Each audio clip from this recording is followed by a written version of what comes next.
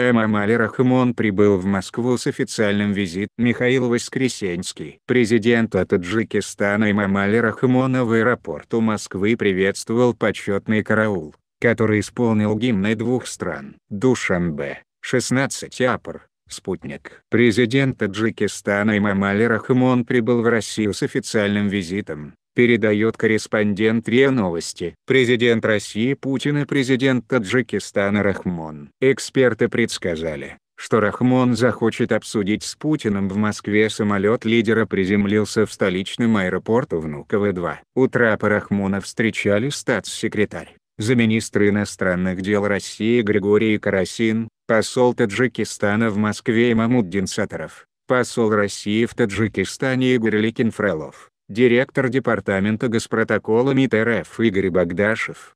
Президента Таджикистана приветствовал почетный караул, который исполнил гимны двух стран. Прилет президента Таджикистана Эмомали Рахмона в Москву. Ранее пресс-служба Кремля сообщила, что Эмомали Рахмон будет находиться с визитом в России 16-17 апреля. Рахмон изъявил желание встретиться с Медведевым и Матвиенко. В ходе поездки у него запланирована встреча с президентом России Владимиром Путиным. Ожидается, что лидеры обсудят двусторонние отношения и развитие сотрудничества в политической, торгово-экономической, культурно-гуманитарной и других областях, а также обменяются мнениями по актуальным региональным проблемам.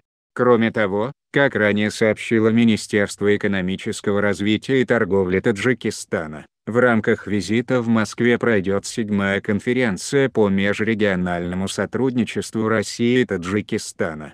В ходе мероприятия планируется подписать не менее 15 двусторонних соглашений и меморандумов о сотрудничестве.